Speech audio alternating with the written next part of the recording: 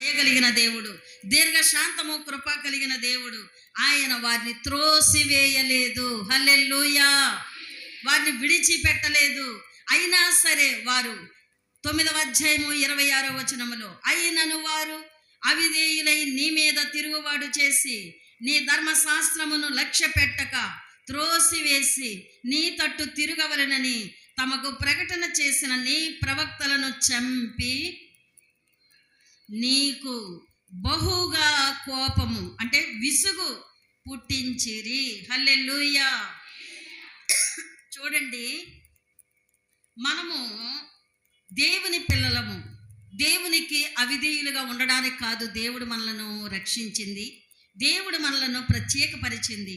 ఎందుకు ఏర్పాటు చేశాడంటే ఆయన తట్టు మనం తిరగాలని. సేవకులు ఇంతగా మనకు నేర్పిస్తున్నా కానీ ఎందుకు మనం పట్టించుకోలేకపోతున్నాం? ఎందుకు మనం దేవుని వాక్యాన్ని మనం విడిచిపెట్టి తిరుగుతున్నాం? ఎందుకు తిరగబడుతున్నాం? అదొకసారి ఆలోచన చేయండి.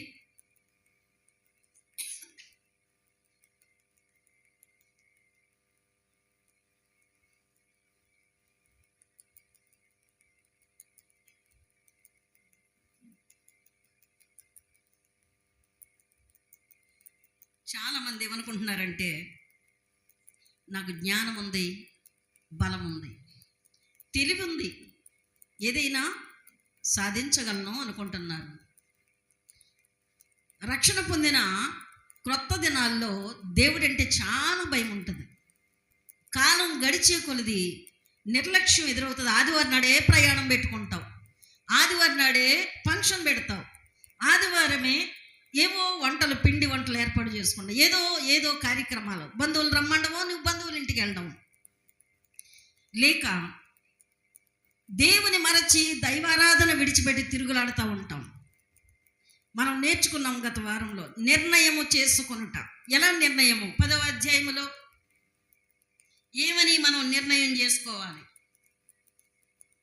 దేవుని మందిరములో, దేవుని సన్నిధానములో మనము ఎలాంటి నిర్ణయము చేసుకోవాలి? ఎలా మనము ఆలోచన 35వ వచనం చదవండి. భూమి యొక్క ప్రథమ ఫలములను, సకల వృక్షముల ప్రథమ ఫలములను ప్రతి సంవత్సరము ప్రభు మందిరమునకు మేము తీసుకొని వచ్చినట్లుగా నిర్ణయించుకుంటేమి. హల్లెలూయా. భూమి యొక్క ప్రథమ ఫలములు. బాగా వినండి, దేవుని పిల్లలు మన శరీరములోను, మన ఆయుష్లోను, మన బలములోను కూడా దేవునికి వాటా వంతు ఉంది. అందులోనే మన కష్టార్జితములో కూడా దేవునికి వాటా వంతు ఉంది. ఇక్కడ ఏమనుందంటే భూమి యొక్క ప్రథమ ఫలము, సకల వృక్ష ప్రథమ ఫలములు ప్రతి సంవత్సరము ప్రభు మందిరమునకు మేము తీసుకొని వచ్చినట్లుగా నిర్ణయము చేసుకున్నాం. నిర్ణయించుకుంటున్నావా దేవుని కొరకు? నీ నిర్ణయం ఎలా ఉంది? నీ ఆలోచన ఎలా ఉంది? నీ పద్ధతులు ఎలా ఉన్నాయి? నిర్ణయము అనగా సమర్పణ చేసుకోవడం. దేవునికి నీకు కలిగిన దానిలో. ఒక రోజున ఒక దైవజనుడు ఒక మాట చెప్పాడు, నాకు 10 జతల బట్టలు ఉన్నాయి. ఆ 10 జతల బట్టల్లో ఒక జత ఒకరికి ఇవ్వాలనుకుంటున్నాను.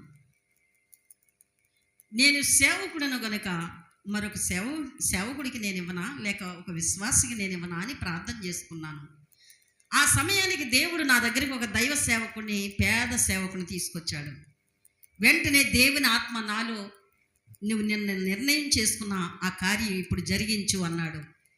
వెంటనే ప్యాక్ చేసి ఆ సేవకుడి చేతిలో పెట్టాను. ఎందుకంటే నా దగ్గర డబ్బులు లేవు ఆయనకి కానుకిచ్చి సాధ్యకిచ్చి పంపించడానికి. ఎలా సాధ్యకిచ్చావు, కానుకిచ్చావు, పంపించడం నా దగ్గర ఏమీ లేవు. కానీ ఈ బట్టలు ఎంత అంటే దాదాపు 3,000 రూపాయల ఖరీదు. అంత ఖరీదైన బట్టలు నేను నిన్నే నిర్ణయం చేసుకున్నాను. దేవుడు నాలో ఉండి ప్రేరేపించాడు కనుక ఈ బట్టలు ఆయన చేతిలో నేను పెడతాను. నేను దేవునికి ఈ కార్యం నెరవేర్చుకుంటాను, ఆలస్యం చేయను. ఏమో దేవుడే పంపించడం ఈ సేవకుడని వెంటనే ఆ బట్టలు ఆయన చేతిలో పెట్టారట.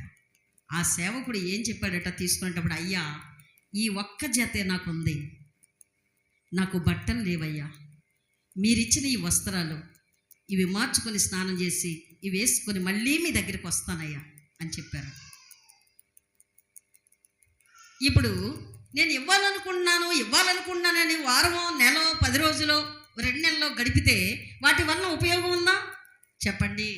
లేదు. కానీ నిన్నటి దినాన్ని, నిన్న సాయంకాలం 4 గంటల సమయంలో ఆయన నిర్ణయం చేసుకున్నారు. ఆ నిర్ణయము నెరవేర్చుకున్నారు. చప్పట్లు కూడా దేవుని మహిమపరచుదామా? హల్లెలూయా. నీ నిర్ణయము నెరవేర్చాలి, నీ సమర్పణ నెరవేర్చాలి, ఆలస్యం చేయకూడదు. దానినే ఒక మాట మ్రొక్కుబడి అంటాం. ఈ మ్రొక్కుబడి అనే మాట ఒకసారి చూద్దాం. చూడండి, ద్వితీయోపదేశకాండము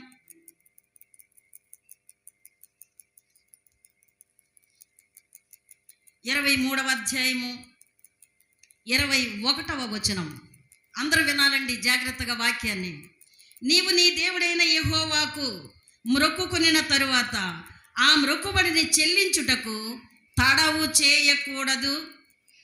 ఒకవేళ తడవు చేస్తే నీ దేవుడైన యెహోవా తప్పకుండా నీ వలన దానిని రాబట్టుకొనును. ఎలాగోలాగా ఆయన తీసేసుకుంటాడట. తరువాత అలాగ ఆయన తీసుకోవడం వల్ల నువ్వు పాపం చేసిన వారు అవుతారు. నీకు నువ్వుగా ఇస్తే మంచి పని చేసిన వారు అవుతారు.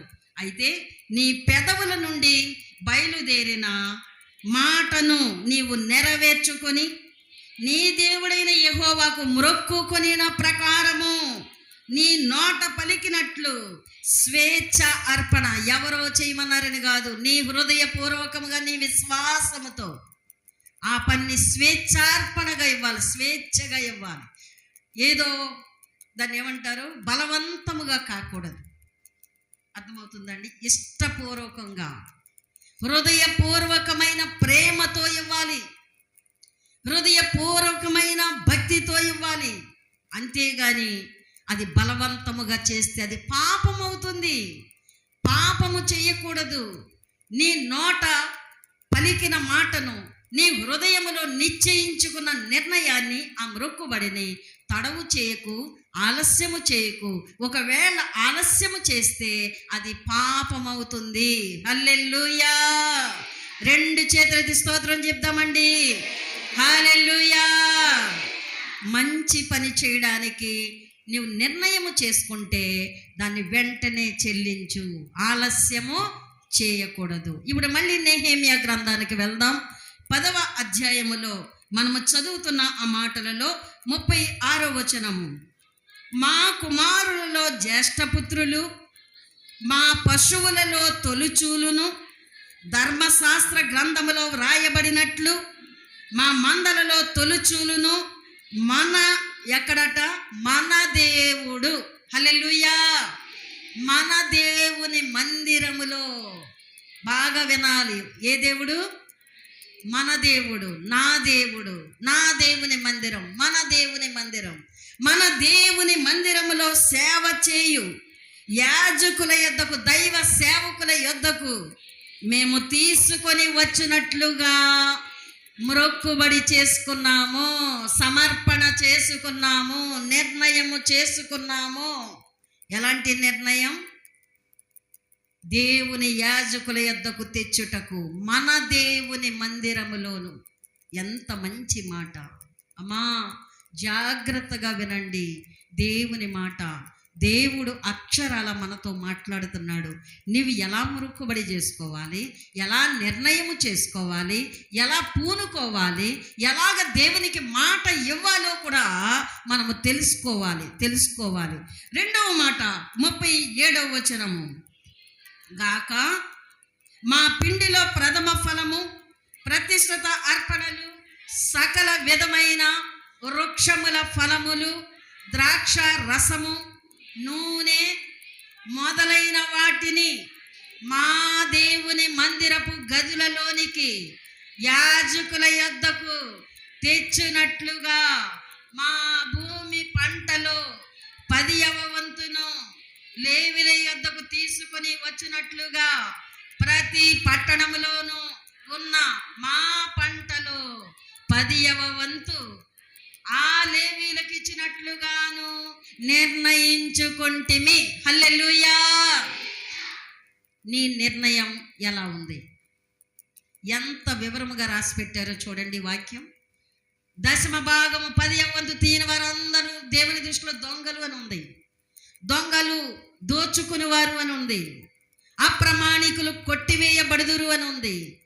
వారు అబద్ధములు ఆడుతున్నారు అని ఉంది. మాట ఇచ్చి నెరవేర్చలేని వారుగా ఉన్నారు అని వాక్యం ఉంది. మీలో ఎంతమంది దేవుని భాగం 10వ వంతు చెల్లిస్తున్నారు? మీ భూమి పంటలో, మీ ద్రాక్ష రసములో, మీ నూనెలో, మీకు ఉన్న ఏ దేశంలో ఏ ప్రాంతంలో ఎలాంటి ఆస్తి కలిగి ఉన్నా అందులో దేవునికి 10వ వంతు తీస్తూ మన దేవుని మందిరములో ఉన్న లేవీయుల యొద్దకు తీసుకొని వస్తున్నావా? బాగా గమనించండి. ఈ దినాల్లో చాలా సులువైపోయింది భక్తి, చాలా తేలికైపోయింది భక్తి. ఆదివారం నాడు ఎక్కడో ఉంటే ఆ గుళ్ళో 10 రూపాయలు కానుకేసి నేను గుడికి వెళ్ళాను అని చెప్పేసుకుంటున్నారు. 10 రూపాయలు 5 రూపాయలు అడగట్లేదు దేవుడు నిన్ను. దేవుడు అక్షరాల ప్రథమ ఫలములు, పశువులలో తొలుచూలు, కుమారులలో జ్యేష్ఠులు. హల్లెలూయా. నీవు ఏ విధముగా సమర్పిస్తున్నావు? ఎలాంటి నిర్ణయములు చేసుకుంటున్నావు? నీ ఆలోచనలు, నీ సమర్పణ ఏ రీతిగా ఉంది? దేవుడు నిన్ను అడుగుతున్నాడు ఈ ఉదయకాల సమయములో. ఈ 37వ వచనములో ఉన్న ఈ మాట మీరు చూడండి. సకలమైన ఎలాంటివి వృక్షములు, అవి ఏ రకము పళ్ళైనా, వృక్ష పండ్లు, వృక్షాలు, చెట్లు, ఇవి కూడా దేవుని భాగమే 10వ వంతు. మనం అనుకుంటాము ఏదో మన చేతికి పనికి వెళ్తే వచ్చే డబ్బులు ఒక్కటే దశమ భాగం అనుకుంటాం, 10వ వంతు అనుకుంటాం. కానీ దేవుడు సెలవిస్తున్నాడు నూనె కూడా ఉందట. ఏముంది? అందుకే క్రొత్త నిబంధనలో రాసి పెట్టాడు, మీరు సోపులోను పుదీనాలోను దశమ భాగం తీస్తున్నారు, జీలకర్రలో కూడా దశమ భాగం తీస్తున్నారు, మంచిది అంటాడు. అర్థమైందా మీకు? ఎందులోనట తెలుసా మీకు? ఎందుకు ఈ మాట అంటే, ఇక ఏ విషయంలోనూ దేవుని భాగము లేదు. నేను తినే వాటిలో కానీ, నేను పొందిన వాటిలో కానీ, దేవుడు నాకు ఇచ్చిన వాటిలో కానీ దేవుని భాగము లేకుండా నాకు ఏది లేదు అని అర్థం. దానిలో నమ్మకముగా చేయుట, విశ్వాసముతో చేయుట. నీవు నిర్ణయము చేసుకోవాలి, నిర్ణయము చేసుకోవాలి. చూడండి, అలాగే 38వ వచనం చూద్దాం. లేవీయులు తీసుకొని రాగా అహరోను సంతతి వాడైన యాజకుడు ఒకడు వారితో కూడా ఉండవలెననియు 10వ వంతులో ఒక వంతు లేవీయులు మా దేవుని మందిరములో ఉన్న ఖజానా గదులలోనికి తీసుకొని రావాలి అని లేవీయులు నిర్ణయించారు. హల్లెలూయా. మీరు మందిరంలోకి తీసుకొని రావడం వరకునే అమ్మగారు తిన్నారంటావా, ఎవరికైనా ఇచ్చేసారంటావా, అయ్యగారు తిన్నారంటావా, పక్కనడేసారంటావా, నచ్చిందో లేదో, ఇష్టమైందో లేదో, ఇంక ఇలాగా మనకు ఆలోచన రాకూడదు. మీరు అప్పగించింది మన దేవుని మందిరంలో, మా దేవుని మందిరం అంటే నీకు పర్సనల్, నా దేవుడని. మన అంటే మనమందరం కలిసి దేవునికి అప్పగించిన తర్వాత నువ్వు అనుమానించడం అవసరం లేదు. ఎందుకంటే నువ్వు ఎవరికి తీసుకొచ్చావు, ఎవరికని తెచ్చావు? దేవునికి. హల్లెలూయా. దేవునికని తెచ్చావు. ఆ యాజకులు లేక లేవీయులు అహరోను సంతతి వారైన యాజకులకు వారు ఒక వంతు ఇవ్వడానికి, మిగతాది ఖజానా గదుల్లోకి తీసుకొని వస్తారట. బాగా వినండి. వారు ఏం చేస్తారు? ఈ బాక్సులకా, ఈ కరెంటు బిల్లుకా, కిటికీలకా, ద్వారబంధాలకా, డోర్స్కా, లేకపోతే ఈ మౌత్కా, దేనికి వాడతారా అనేది మన పని కాదు. అర్థమవుతుందండి? బాగా వినండి. నీవు తీసుకొని రావడం వరకునే దేవుడు నిన్ను చూస్తున్నాడు. దేవునికి నువ్వు ఇచ్చేదే చూస్తున్నాడు. నీవు శుద్ధ హృదయముతో ఇయ్యి, నీవు పరిశుద్ధత కలిగి ఇయ్యి, మనసు సమర్పణ కలిగి ఇయ్యి. ఈర్ష్యతోనో, అసూయతోనో, స్వార్థముతోనో ఇవ్వకు. ఇస్తే వాళ్ళు పెద్దోళ్ళైపోతారేమో అనుకుని చేయకు. దేవుడు ఎప్పుడు పెద్దోడే, తెలుసా మీకు? దేవుడు ఎప్పుడు గొప్పోడే. మనమే ఎదటి వారు గొప్పగా ఉన్నా, ఎదటి వారు పెద్దగా ఉన్నా, ఎదటి వారు మంచి స్థితిలో ఉన్నా వారవలేము. హల్లెలూయా. మన దేవునికి స్వార్థము లేదు. స్వార్థము లేని ప్రేమ అయినది, నిస్వార్థమైన ప్రేమ. ఆయన ప్రేమ అవధులు లేవు, ఆయన ప్రేమ మితిలేని ప్రేమ, ఆయన ప్రేమ అపారమైన ప్రేమ. ఆ ప్రేమకు కొలతలు లేవు. హల్లెలూయా. మరి నీ ప్రేమకు హద్దులు ఉన్నాయి. అన్నిటి ఎత్తబెట్టి పెట్టేకు, తగ్గించు అంత ఇటేకు, మరి అంత ఇటేకు అని మనం లాక్కుంటాం. వెనక్కి పెట్టబోయే ఆ చెయ్యినే ఏం చేస్తాం? అన్నిటి ఎత్తబెట్టి పిల్ల, అన్ని చెత్తబెట్టాడు అని ఏదేదో మాట్లాడతాం. కానీ ఆ మొదటి పనే గొప్పది. ఒక తల్లిని ఒక కూతురు అన్నది, అమ్మా నీవు ఇలా పెట్టేస్తా ఉంటే మా నాన్న తెచ్చిందంతా సరిపోద్ది అన్నదట. ఒక కూతురు అమ్మతో చెప్పిందంట. అప్పుడు అమ్మ ఏమన్నా తెలుసా, నువ్వు పుట్టక ముందు నాకు ఇదే అలవాటు, నేను అలాగ ఇవ్వబట్టే ఈ రోజున దేవుడు మనల్ని ఈ స్థితిలో ఆశీర్వదించాడు, కనుక నువ్వు నాకు అడ్డు చెప్పకు అని మనసులో అనుకుందంట. ఆనాడు యేసు ప్రభు దగ్గర పేతురు వచ్చి, ఎవరో చెప్పు నేను నరికెత్తాను అన్నాడు చూడు, ముందుకు వచ్చి చెవి నరికేశాడు కదా. అది గుర్తొచ్చిందంట ఆ తల్లికి. కుమార్తెను గద్దించింది. ఆ పనిని ఆటంకం చేయకుండా చెయ్యి జారుగా ఇచ్చిందట. చప్పట్లు కూడా దేవుని మహిమపరచుదాం. హల్లెలూయా. నీ చెయ్యి ఇచ్చే చెయ్యిగా ఉందా? నీ చెయ్యి పెట్టే చెయ్యిగా ఉందా? గతంలో నేర్చుకున్నాం, గుర్తుందా మీకు? గత 4 వారాలుగా వంతులు, వాటాలు, భోజన పదార్థాలు, పలహారములు, అలా ఒక్కొక్క వారం ఒక్కొక్కటి వస్తున్నాయి మనకి. ఈ నెహెమ్యా గ్రంథములోనే దేవుడు ఇస్తున్నాడు. మరి నువ్వేం చేస్తున్నావు? వంతులు ఇస్తున్నావా? వాటాలు ఇస్తున్నావా? భోజన పదార్థాలు పంపిస్తున్నావా? సిద్ధపరచుకోలేని వారికి నువ్వు అందిస్తున్నావా? లేని వారికి నువ్వు పెట్టగలుగుతున్నావా? ఇక్కడేంటంటే లేవీయులకు మన దేవుని మందిరములోనికి వాటిని 10వ వంతుగా తీసుకొని రావాలి. ఈ వచనములో ఉన్న భాగము చూడండి, 39వ వచనం కూడా చదువుదాం. ఇశ్రాయేలీలు లేవీయులు ధాన్యమును, క్రొత్త ద్రాక్షారసమును, నూనెను తీసుకొని రాగా సేవ చేసే యాజకులు, ద్వారపాలకులు, గాయకులను వాటిని తీసుకొని ప్రతిష్ఠితములకు ఉపకరణములుండు మందిరపు గదులలో వాటిని ఉంచాలి. అమ్మా వాక్యం ఉంది, మలాకి గ్రంథము, మలాకి పాత నిబంధనకు చివరి పుస్తకము. తీసారా? 10వ వచనం చదువుదాం. నా మందిరములో ఆహారము ఉండునట్లు 10వ భాగము అంతయు మీరు నా మందిరపు నిధి, ఇక్కడ ఇది నిధిలోనికి తీసుకొని రండి. నిధి అనగా గది,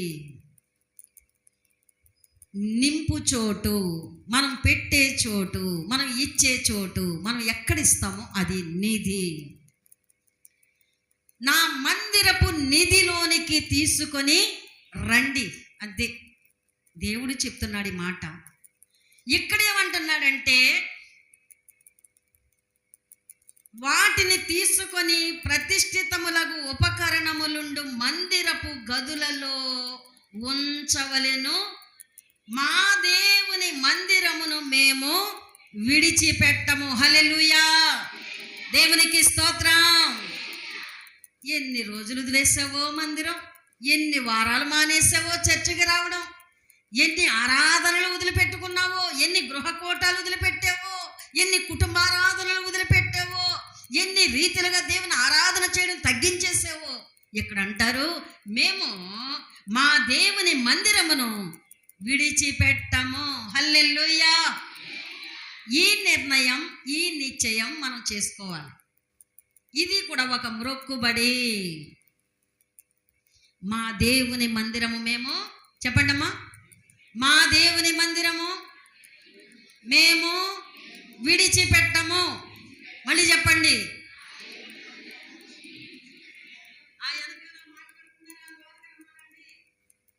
బయటిలో క్లాసు, లోపల క్లాసు.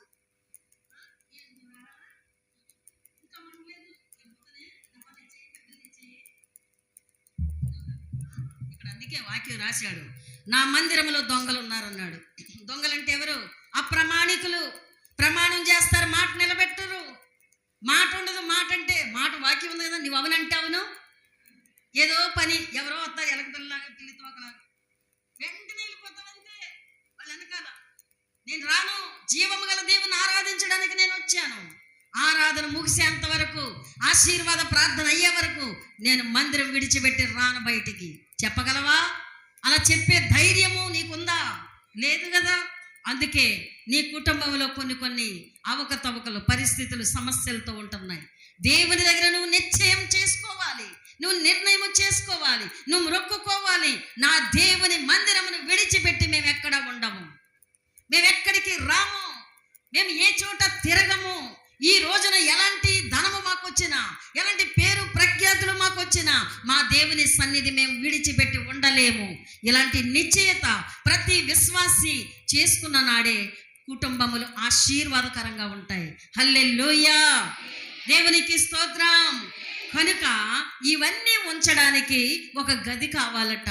దాన్ని స్టోర్ రూమ్ అంటారు. ఏమంటారు? మనం ఏమంటాం అంటే, ఇప్పుడు చదువుకున్నాం కదా, దాన్ని ఏమంటాం? Store room.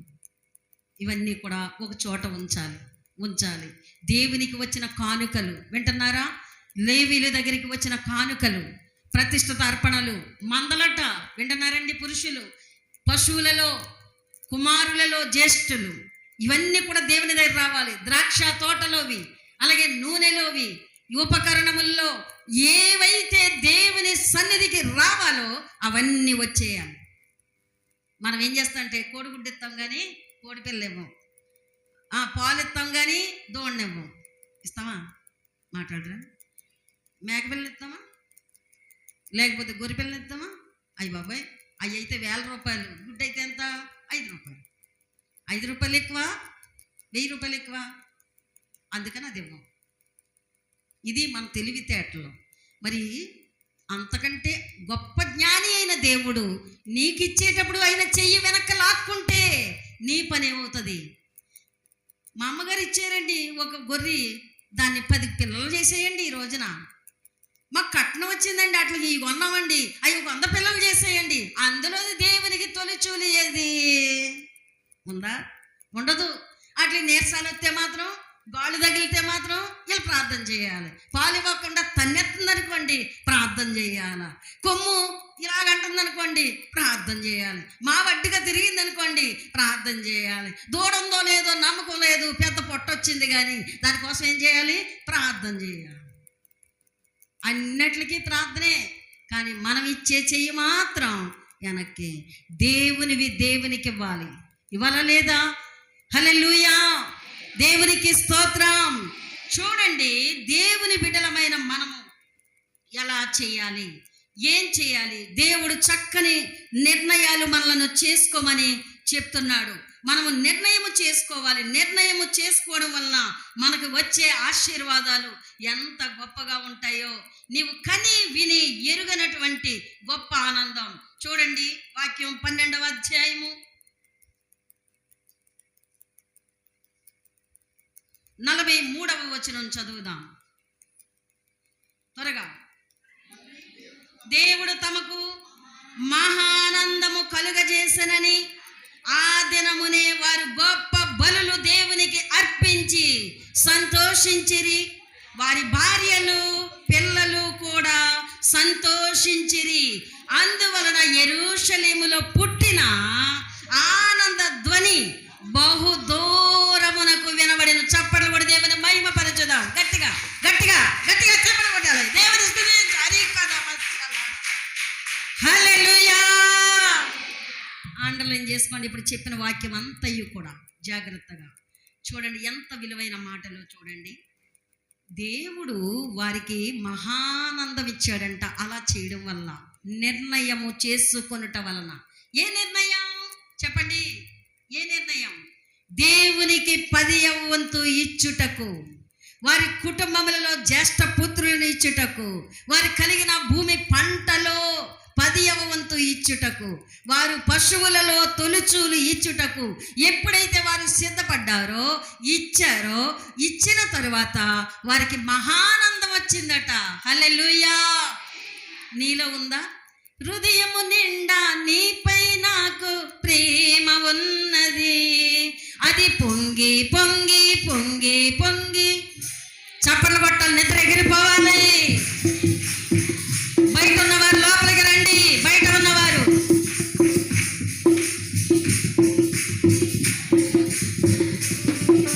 యేసయ్యా నీ ప్రేమ అతి విశోధమా మూర్ఛిల్ల చేయుచున్నది, నీ ప్రేమను నేను తలంచనా, నా మది మైమరచి పోవుచున్నది. హృదయము నిండా గట్టిగా గట్టిగా చేతులు మండాలా మండాలా.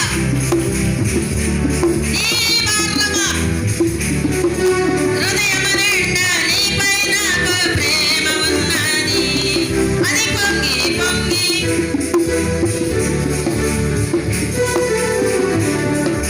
లోకము నిన్ను లాగివేసిన, శరీరమే నిన్ను కృంగదీసిన.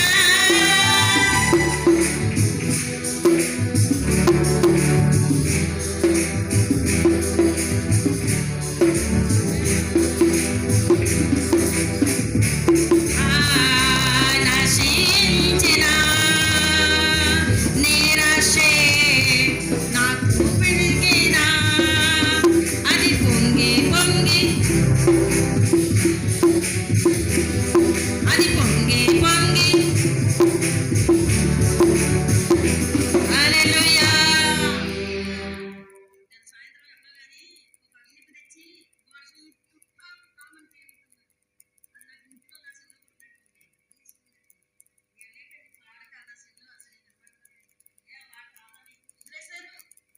వాక్యం ఉంది, సితారాలంట నిరవంజి చెట్లకి తగిలించారట, ముళ్ళ కంపలు ధరించేశారట. కొట్టేవాళ్ళు లేరు, కంజీలు వాయించేవాళ్ళు లేరు, తాళాలు కొట్టేవాళ్ళు లేరు, డ్రమ్ములు కొట్టేవాళ్ళు లేరు. ఆ? ఏదో సాయం ఉంది, ఏదో ఉంది. అలాగా నువ్వే పాడుకొని అలా చూస్తున్నారు మీరంతా. ఒక పాట ఉందా మీ నోట? చెప్పండి, ఒక పాట ఉందా? ఏమైపోయింది? ఏమైపోయింది? దేవుడు ఇచ్చిన వరం. దేవుని సన్నిధానంలో ఎవరైతే సరిగా ఉండరో, దేవుని మహోగ్రత, కోపం, ఆయన ప్రచండ వాయువు మన మీద విసిరితే తట్టుకోలేవు, భరించలేవు. ఏమనుకుంటున్నావు? దేవునితో ఏదో ఈగల మోత అనుకుంటున్నావా? చాలా జాగ్రత్త. ఆయన చాలా జాగ్రత్తలు మనకు నేర్పుతున్నాడు. అయినా నువ్వు పట్టించుకోకపోతే ఇంక నీ ఇష్టమని వదిలేస్తాడు. ఇంకంతే, ఇంకేమీ లేదు. చెప్తాడు చెప్తాడు చెప్తాడు. తల్లిదండ్రులకు కూడా పిల్లలకి చెప్తారు, చెప్పి చెప్పి చెప్పి వదిలేస్తారు. వదిలేస్తే వాళ్ళు ఏం చేస్తారు తెలుసా? తల్లిదండ్రులకే తెచ్చి పెడతారు పెద్ద కుంపటి. ఎందుకంటే వాళ్ళు చెప్పారు, మా అమ్మ ఎందండి, ఇంకా నా మాట ఎందండి. అదంత గౌరవంగా చెప్పుకుంటారా అమ్మ నాన్న? వినకపోవడం గౌరవమా? సేవకులు చెప్పినట్టు సంఘము నడవకపోవడం గౌరవమా? దేవునికి మహిమ? చెప్పండి. దేవుని మాట వినాలి, దేవుని చిత్తానికి లోబడాలి. ఆ ఇద్దరు పిల్లలు వచ్చి బాడీలో ఎందుకు వెళ్ళారంటే పిన్ని పిల్లలు దిగుతున్నారు.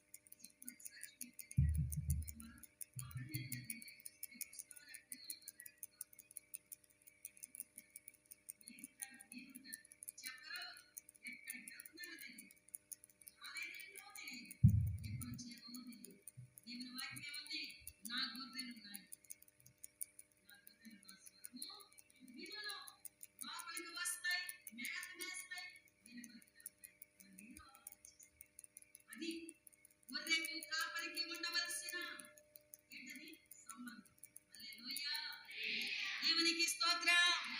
నాకు రాత్రి నుంచి ఉంది మనసులో, శ్రీలేఖ నీలాంజనేయులు ఈరోజు ఆరాధన పాటలు పాడే పెద్దలెవరు? అందుకే నేను 7 గంటలకి రెడీ ఎదురు చూస్తాను. ఎందుకో తెలుసా? నా భయం ఉన్నది. దేవుని మీద నాకు భయం లేకపోతే దేవుడు నాకు శిక్ష వేస్తాడేమో భయం మీకుందా? మరి మా నిద్రయమ్మ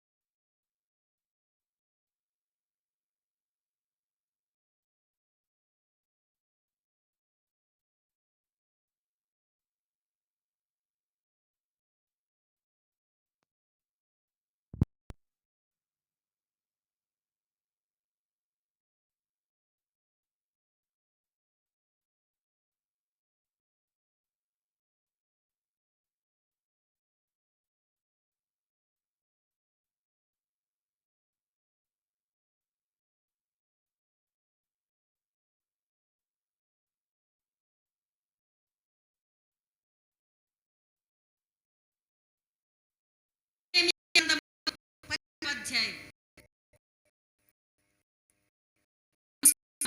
43వ మనుషుల్లో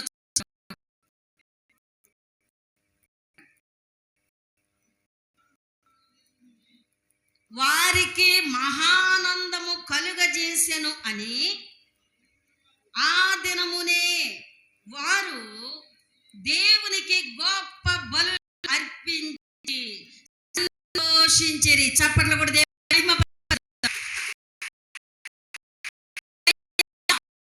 ఇక్కడ బాగా దేవుడు మాకు మహానందము కలుగజేశాడు అని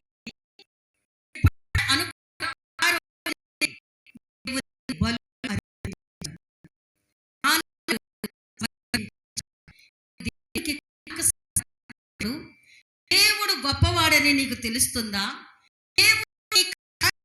దేవుడు తెలుస్తుందా?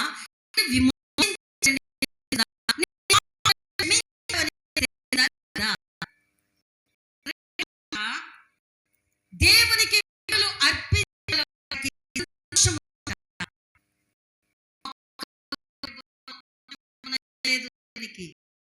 సంతోషం. నా చిన్న ఒక పాట వచ్చేది మైక్లో,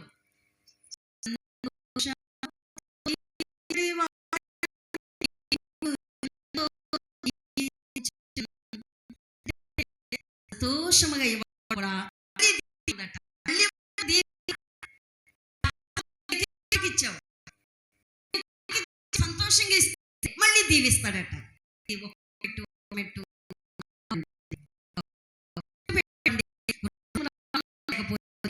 నీవు కానిక నీ ముడుచుకుంటావు, నీ వదలవు, నీ గుప్పిని విప్పవు. గత వారం కొంచెముగా విత్తువ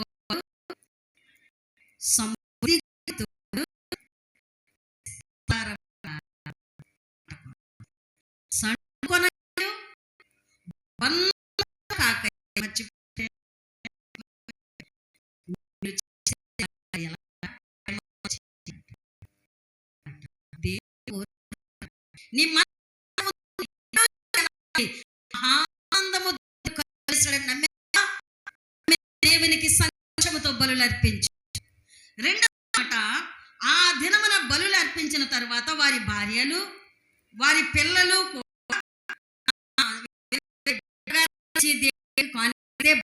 మొక్కపోద్ది. పిల్లలు అంతకంటా మా నాన్నకి సణుగు మొగం ముడుచుకుంటే అక్కడ దేవుని ఆశీర్వాదాలు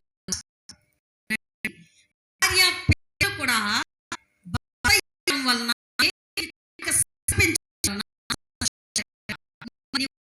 ఉన్నావు, లేక నువ్వు బిడ్డ ఉన్నావు.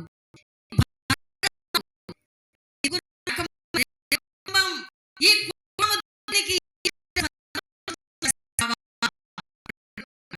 హల్లెలూయా, దేవునికి స్తోత్రం.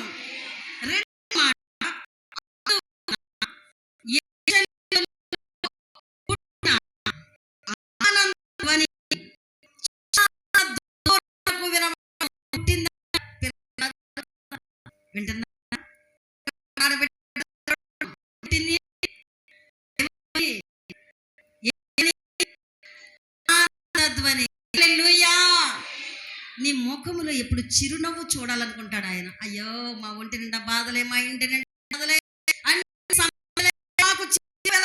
అంటారు మీరు, కానీ దేవుడు సంతోషాలు నీకు ఇవ్వాలని చూస్తున్నాడు. ఆయన పుట్టిస్తున్నాడు. ఆయన పుట్టించకపోతే ఎన్ని లక్షల డబ్బు నీ దగ్గర, ధనము నీ దగ్గర ఉన్నా నీకు ఆనందం కనబడవు, పుట్టవు. దేవుని ఆనందించడం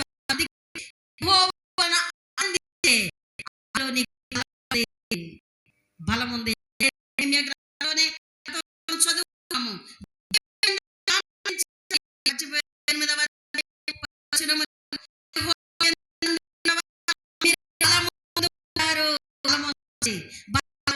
కావాలి, ఒంట్లో ఓపిక లేదు, ఆ ఇంజక్షన్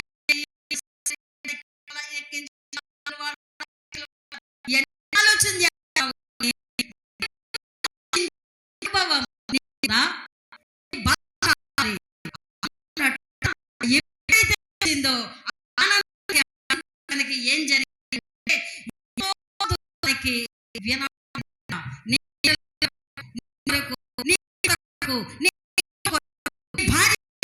దేవుడు గొప్ప వరతో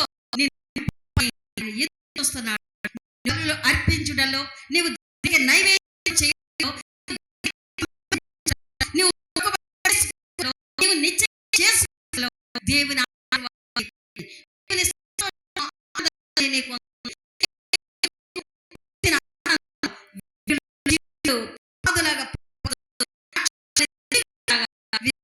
చేసి ఎంతో దూరం వరకు విస్తరింప చేస్తాడు. నువ్వే ఉన్నా కూడా వాసన రాను, తిన్న కూడా మూతి గట్టి ఏమి గట్టిగా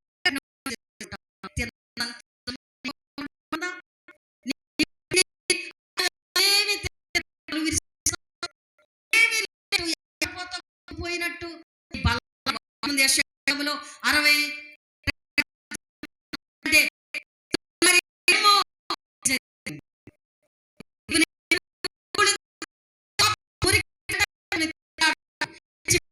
పవిత్రం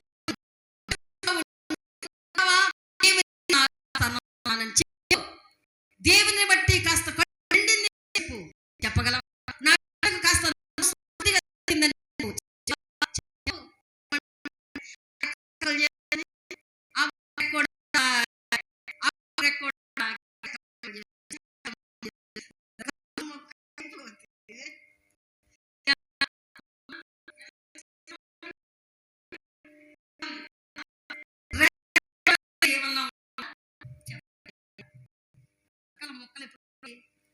యాక్సిడెంట్ అయితే అవునా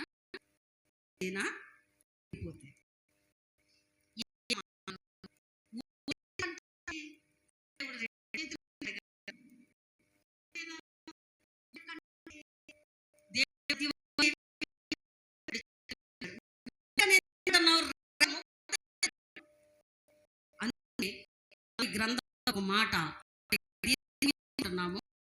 అలాగే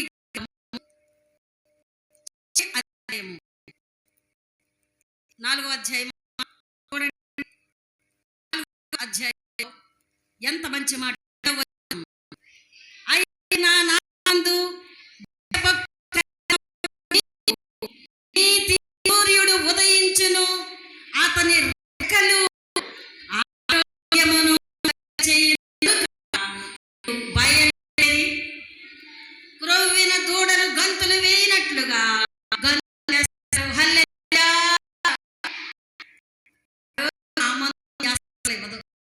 అర్థమవుతుందా? దేవుడి రెక్కల క్రింద భయభక్తులు చూచి అప్పుడు ఆయన మీద ఉంటాయి. భయభక్తులు నిలపకపోతే స్వస్థ దొరకదు, బాగవడం కష్టము. ఎన్ని మందులు వాడినా, ఎన్ని హాస్పిటల్ దేవుడు నిన్ను స్వస్థపరచువాడు. ఒక వాక్యం గిలము లేదు, నా జనులు లేదు.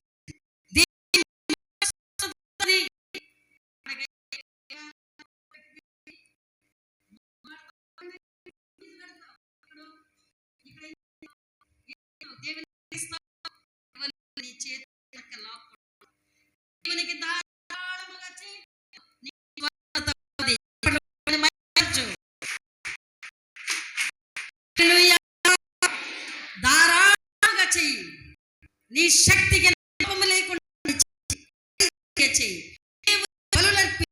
దేవునికి నైవేద్యం అర్పించు. గంతులు వేసినట్టుగా దేవునికి బలం ఇస్తాడు. ఎందుకంటే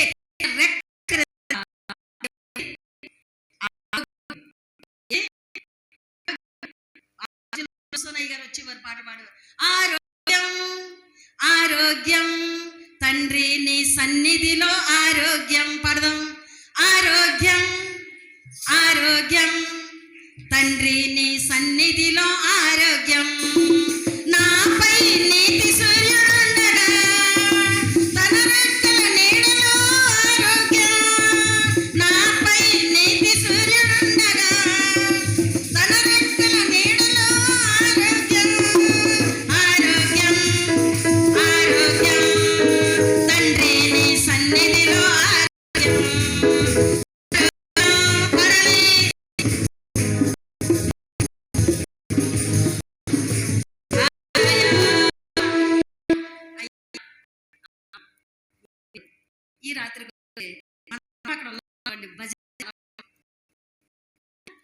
వాళ్ళ ఇంట్లో ఒక తోక ఉండిపోయినట్టు వాళ్ళ ఇంట్లో వాళ్ళే ఆ టీవీ